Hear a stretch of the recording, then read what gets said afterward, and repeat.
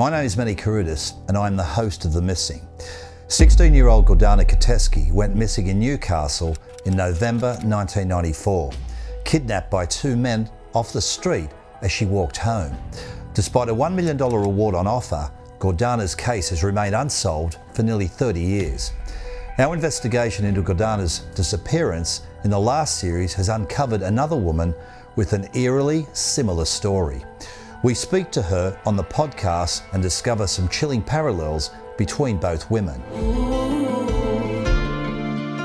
The looks in their eyes, they loved that I was scared. They loved it. That was more the thrill than anything. It was my fear. After I heard your podcast, the second series, I thought there might be a correlation between what happened to me and what happened to her. Absolutely terrible. It'd have to haunt them, your family. Welcome to the new season of The Missing. I'm Manny Karudis. In this first episode, we will be bringing you news of a possible breakthrough in an old case, after we covered it in the last season on the podcast. A $1 million reward is now on offer in the cold case disappearance of a 16-year-old girl almost 3 decades ago. In Australia, the crime of kidnapping is rare. It's something we're more used to seeing in Hollywood movies, where it's typically a woman walking home alone at night.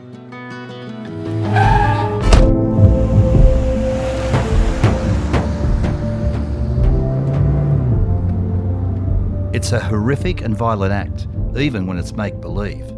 But when it occurs in real life, it's a real jolt to our senses and it tears our social fabric apart. Police tonight are investigating the killing of a young woman. The crime that changed a country. Young Sydney nurse Anita Cobby snatched as she walked home from Blacktown train station. The abduction, rape and murder of 26-year-old Sydney nurse Anita Cobby on the 22nd of February 1986 sent shockwaves throughout Australia. It wasn't just the absolute brutality of the crime that horrified us, but also the sheer brazenness to kidnap a young woman off the street as she walked home. We were left shocked and paralysed because we thought that type of crime didn't happen here.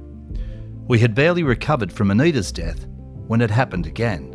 Janine was a bubbly, quite happy-go-lucky girl. I mean, she was engaged to be married and really looking forward to her future life. Just 2 years later, on the 8th of September 1988, 20-year-old Sydney bank teller Janine Balding was murdered. Here is her mother Beverly speaking to Channel 9. She was taken forcibly in her own car and she was brutally raped by all four men. There was one female in the gang of 5 people. And finally she was tied in a ball and drowned in about 18 inches of water, which I find so hard to believe how anyone could be so cruel and do the things that they did. The men who killed Anita Cobby and the gang who murdered Janine Balding were caught and sent to jail, their papers marked never to be released. But if those heavy sentences were meant to be a deterrent to others committing similar crimes, it didn't work. The 16-year-old was last seen being forced into a car outside a Newcastle shopping centre in 1994. It's been one of the state's most enduring murder mysteries. What happened to Gordana Kotevski? In our last series of the Missing podcast, I covered the harrowing abduction of 16-year-old Gordana Kotevski while walking to her aunt's home from the Charleston shops in Newcastle on Thursday, November 24, 1994. Witnesses described seeing 2 men grab Gordana and throw her into a white ute before speeding off. Gordana was never seen again, and she remains a missing person. To lose a child under those circumstances, you live in hope, you live in despair, 24 hours. Since we did that episode on Gordana, I'm really pleased to be able to say there have been some potential breakthroughs. A listener to this podcast has come forward and contacted New South Wales Police Strike Force Arapaima, which is investigating not only Gordana's case, but also the disappearance of other young girls from around the Newcastle area. The police say they received credible information from this listener about Gordana's disappearance, which they are now following up. On top of that, a second listener contacted police with information that resulted in a man being charged with the alleged abduction of a 16-year-old girl back in 1980. I'll tell you more about these breakthroughs later in this episode, but I want to say thank you to the listeners who heard our call to action and got in contact with police. Now, the reason I look into missing persons cases is because I hope that by doing a story, it will lead to new witnesses coming forward with vital information that could result in the case being solved. I believe that someone somewhere knows something, and I want to tap into those people's conscience and encourage them to do the right thing. But that's not all. Our investigation into Gordana's disappearance also uncovered yet another chilling account. A woman named Bianca Ball reached out to us after hearing the podcast, revealing a haunting connection to the shopping centre Gordana had been to on the night she vanished. She also claims that a vehicle matching the description of a car driven by the men who took Gordana followed her home and tried to drive her boyfriend's car off the road. Over the years, I've done some research online about Gordana's case because I believe that the possible two suspects that haunted her in a way were ones that I came into contact with multiple times. So I reached out. Bianca contacted me and told me the podcast triggered memories from her past when she was stalked by two men. The encounters with the men left her fearful and traumatised, and it's something she's never been able to shake. Sick to my stomach. Just dread, like a cold dread that ran through my body. I have anxiety to this day because of it. It cemented my insomnia. They knew where I lived, so, they knew where I went to school. They would drive past me on the street. So I just always felt like I was being watched. This was back in the early 1990s in the quiet suburbs of Newcastle, north of Sydney. Gordana Kotevski disappeared without a trace in November 1994, and Bianca Ball, who remains frightened by the echoes of something that happened to her around late 1992 and 93. This is the story of their parallel lives and the chilling similarities that bind them. I'm Annie Carudis, and this is The Missing Season 3, Episode 1, Echoes of an Abduction. You won't see me anymore 'cause I'll be gone.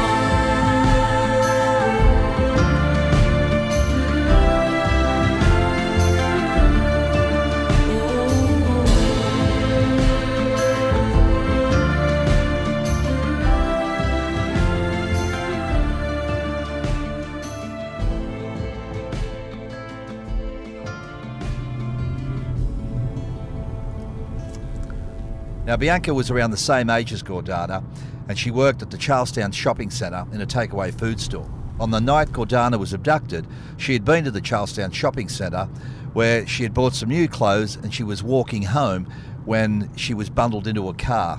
Bianca also told me that her stalker and a friend of his followed her home on a couple of occasions. She described the car that they were driving as a white HiLux. Now, witnesses to Gordana's abduction, they told police that the two men who took her threw her into a white HiLux. So these could all be just coincidences, but maybe they're not. I've already spoken to Bianca over the phone, but this is the first time we will be meeting face to face. I'm always aware that I'm about to dive into something very personal and painful, and that it will be an emotional ride for the person I meet. I feel it too.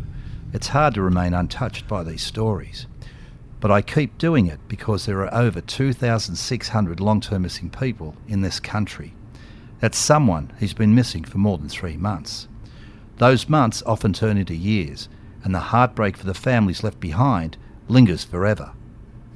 Now, think for a moment about someone dear to you, your partner, your mum or dad, your brother or sister. Now imagine they suddenly disappear without any explanation, and no one knows where they are or even if they're alive. How would you feel? I know I would be crushed. Well, hold on to that feeling for a second. That desperation and hopelessness you're feeling or imagining doesn't begin to even come close to the misery the families of missing people suffer. I'm meeting Bianca at her mother Barbara's house, about 35 minutes outside Newcastle. She lives in an older suburb of small houses that are connected by narrow roads that need fixing. The potholes are not doing my car's suspension any favours, and I'm swerving from side to side to avoid them. I arrive mid-afternoon and pull up out the front of the house, behind another car in the driveway. And here we are. Most of the house is hidden from the street by large trees, tall overgrown bushes and wildflowers. I spot a couple of rainbow lorikeets feeding on nectar in the driveway. There's a lady standing at the front of the house, puffing on a cigarette. It's Barbara. Hello, are you Barbara? Yeah, I am.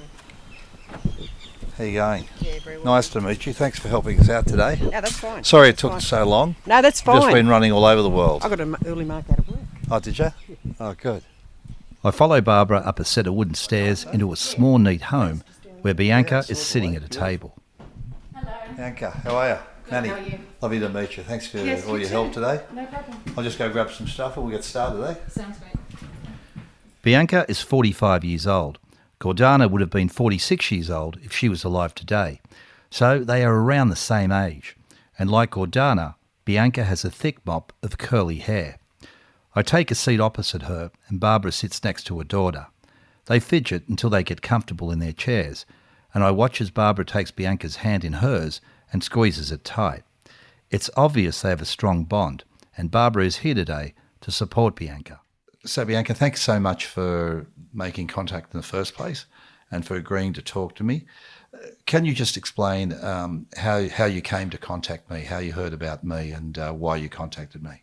My daughter actually pressured me into doing it because she believes doing the right thing is the right thing. And after I heard your podcast, the second series, I thought there might be a correlation between what happened to me and what happened to her. Bianca was around 15 or 16 years old when the harassment started. It was late 1992, less than 2 years before Gordana vanished. Bianca had a part-time job in a takeaway food shop inside the Charleston shopping centre, the same shopping centre Gordana had been to on the night she was abducted. Bianca says a creepy guy would come to the shop when she was working and wait for her to serve him. He used to come and grab my hand at work when I was giving him the change. After that happened a few times, I pulled away and screamed, "Don't." And that's when the owner said, "What's going on?" And, point him out to me the next time you work, and he tries to do it. So that's essentially where it started. It started at work. So how long had you been working there before this guy started harassing you? Not a long time.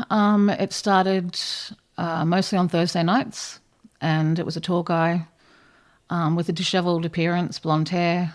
Sometimes he wore glasses, sometimes he didn't. And like I said, it was when I was handing back the change that he would grab my hand. He would wait until I was available to serve him specifically.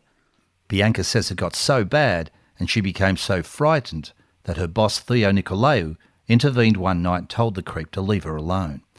I've spoken to Theo on the phone and he confirmed the story, telling me he sharpened a big knife in front of the man to try and scare him.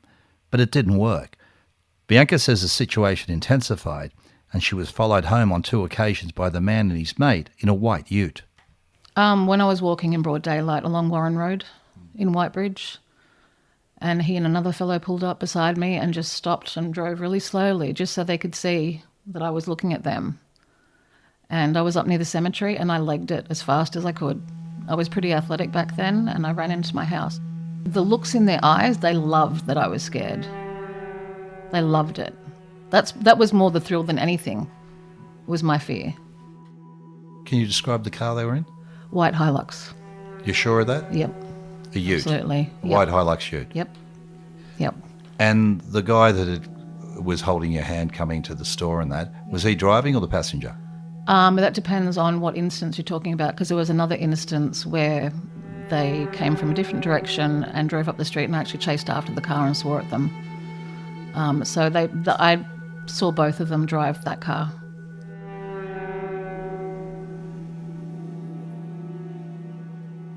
Bianca told her mother Barbara, who took her to the local police station to make a report. After telling my mum and stepfather about it, we approached the police, to which they essentially blew us off and did nothing. And they told my mum that they couldn't do anything about a random stranger touching me while I was at work. So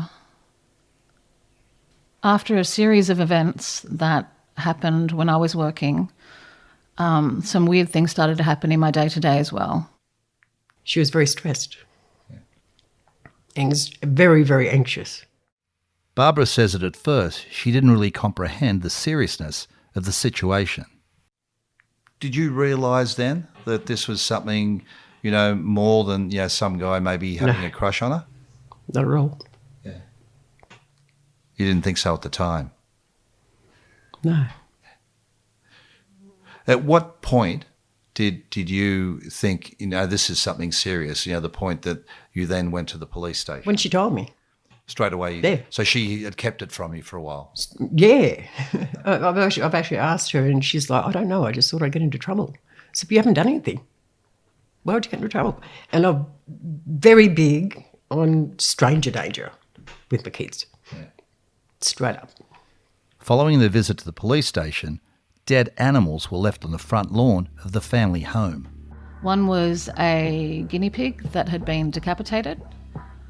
And then the other instance, there were 3 rats that were left on the front lawn, and some of them had their heads and their tails and their arms, limbs cut off and put beside them.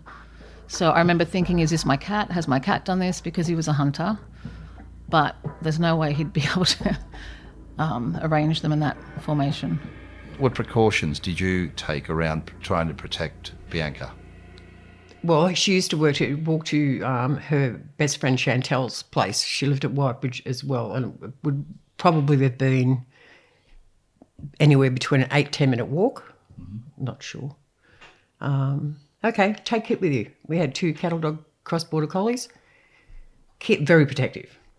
No, and don't go anywhere without taking her, because no one will get near you. So she wasn't allowed to leave on her own without one of the dogs? No, it was Kit. Kit, that particular dog, yeah. The girl. But neither Kit the dog or Bianca getting a boyfriend seemed to deter the man. Bianca remembers one night when her boyfriend picked her up after work and the man and his mate were waiting. He was picking me up from Thursday night shopping. He had a driver's license and his brother's car. There was a white HiLux in the back parking lot near Marty's Cafe, and it was raining, it was storming, and this car was revving its engine in the parking lot. We didn't know who it was. We didn't think it was related. At that point, I was living with my boyfriend and his mum on Alexander Parade, and the car tried to run us off the road. Yeah, to the point where I got into the back seat. Tell me about that. I mean, where were you driving and when did the car come into your attention? It was straight after we pulled out of the parking lot. From that parking lot to Toby's house it's not a far stretch. So, but I'm not saying they made contact with the car, but they were revving and shining their lights and enough it was a 2-door car, so Toby said get in the back. So if anything did happen, they'd have a harder time getting to me. Bianca says the stalking continued on and off for a couple of years, meaning it began prior to Gordana going missing and continued after she disappeared.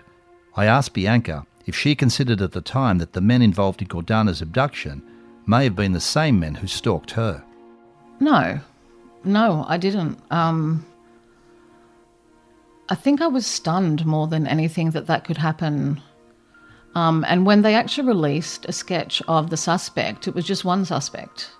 It was the brown guy, the first Penry sketch. So, no, I didn't put it together at once because the guy that majorly stalked me was a tall blonde one. So I didn't put it together.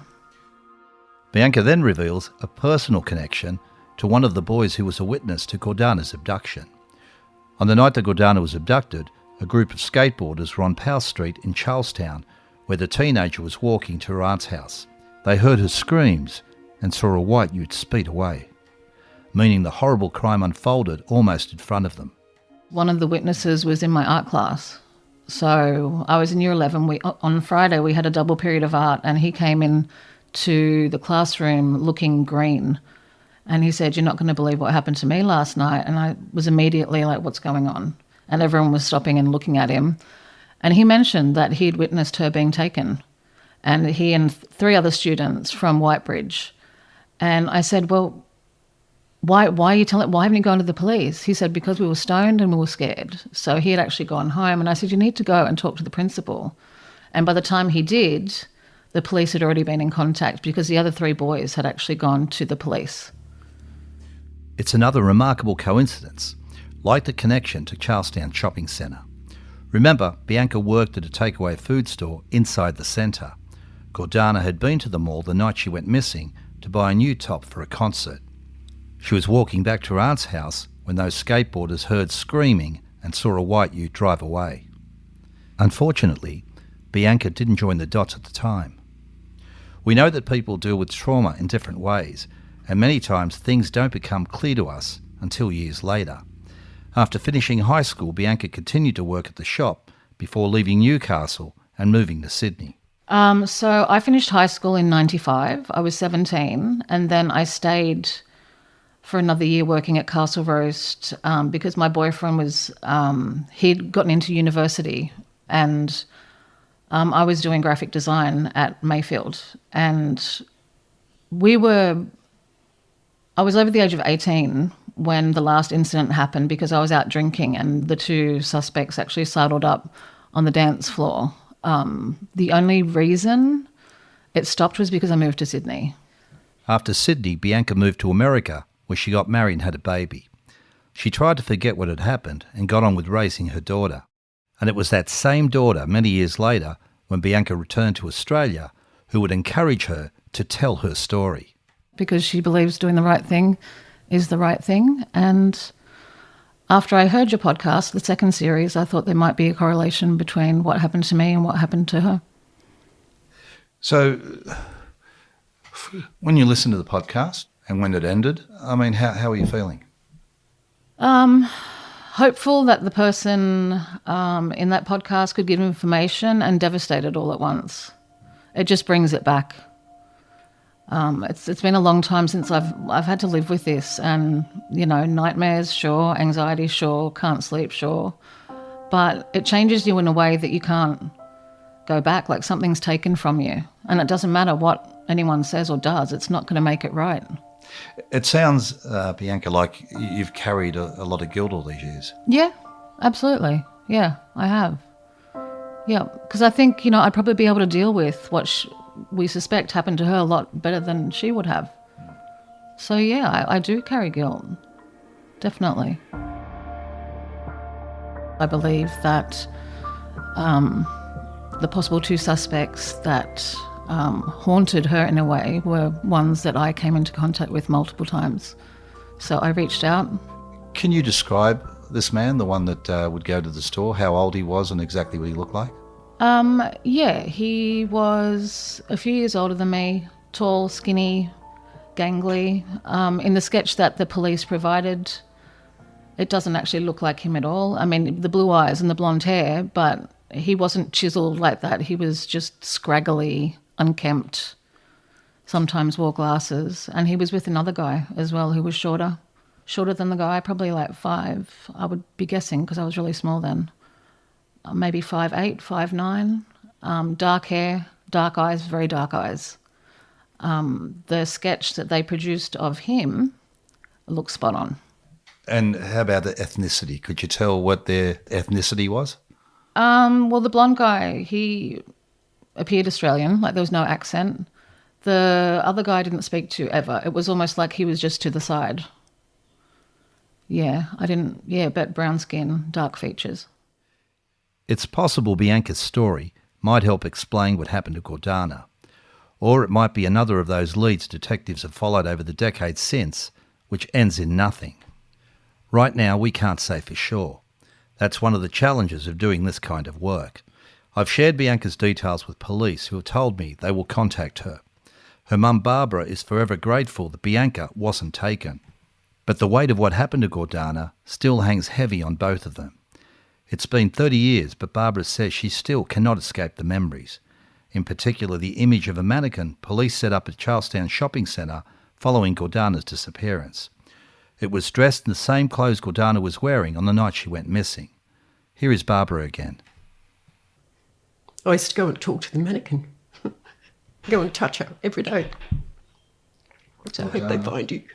Is that what you would say? You okay? I think Barbara, as parents, I mean, that's got to be our biggest fear, losing a child.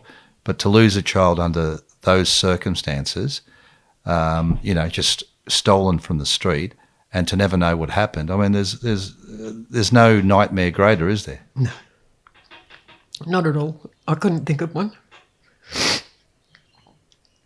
Sorry. No, that's all right, darling. You don't have to apologise at all. It's been 29 years.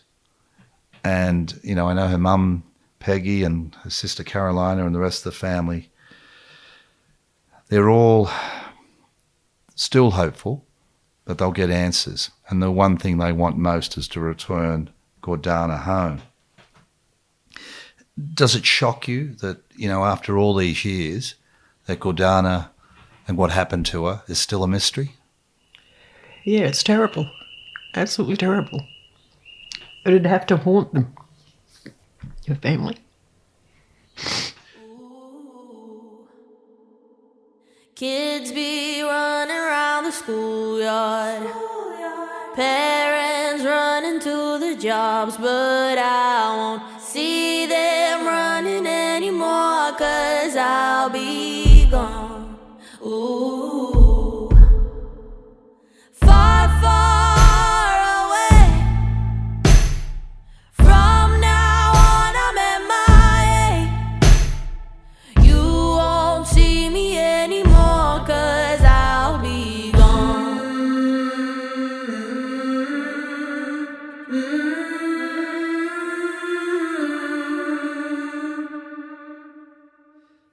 I have to be honest and say that I don't know if the men who took Gordana were the same pricks who terrorised Bianca. That's something the police will need to determine. But I believe Bianca is speaking up for the right reasons, and to be sure, I asked her a very direct question. There is a $1 million reward or whatever. I mean, is that an incentive for you? No, I've been poor my whole life. I'm used to it. I go op shopping. I'm not interested in that. I'm not. That's not the driving force. And look, another reason for telling Bianca's story is because it allows me another opportunity to again shine a spotlight on Gordana's case. Too many missing persons cases fade away and are forgotten, not by the police or the missing person's family, but by the public, and we need your help if these cases are to be solved. That is why I always say that someone somewhere knows something. And I am happy to bring you some remarkable developments in the wake of our last episode covering the abduction of Gordana Kotevski. It seems you, our incredible listeners, stepped up in ways we couldn't have anticipated. Shortly after the release of our podcast, a listener contacted police with information. A spokesperson for Strikeforce Arapaima told me that the listener provided them with accurate and compelling information about Gordana's matter. They went on to say that it could be a turning point in their investigation. But that's not all. Another listener contacted police, sharing information about a man who was now being charged with attempting to abduct her at knife point while she waited at a bus stop back in 1980. I'm not going to name that man as he's currently before the courts. The listener told police the podcast acted as a catalyst for her to come forward, shedding light on a dark chapter of her life. It took courage for her to do what she did, and I commend her for it. I'm very grateful for the listeners who heard our catch cry and came forward, and I encourage other people to break their silence and share any information they have that could help solve a missing person's case. It's as simple as picking up the phone, and it will bring a world of relief to someone's family. Here is Bianca again with a plea for help. Come forward. Don't give them the satisfaction of living in your head and your heart and, ruining anything good that you have. I know that this is like carrying poison for me. It rears its ugly head every now and then. But they're animals. They've got to be stopped. There's no way they would have stopped after me or after Gordana. Just come forward. Do you know what happened to Gordana Kotevski? Because someone somewhere knows something. Please, if you have information, contact Crime Stoppers on 1800 333 000. Don't forget you can also reach out to us. Go to themissingaustralia.com.au for more info or check out the show notes to this podcast. There is a $1 million reward on offer. That's a huge incentive to do the right thing. Next week on The Missing, something's not right. And I knew in my gut, I knew in that exact moment that something wasn't right and I had to go to the house. And Norm goes to me, whatever you do, don't go inside.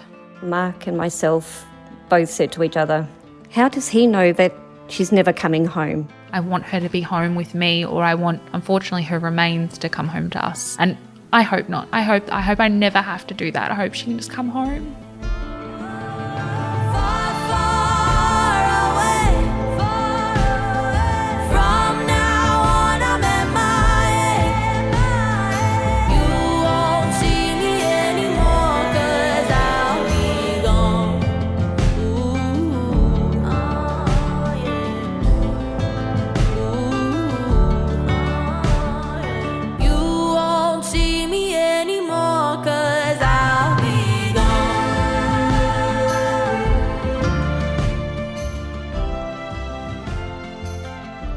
Thank you for listening to this episode of The Missing. The Missing is hosted, written and produced by me, Manny Karutas. It was edited and produced by Andrea Teese Evanson. The Missing is endorsed by the Daniel Morcombe Foundation.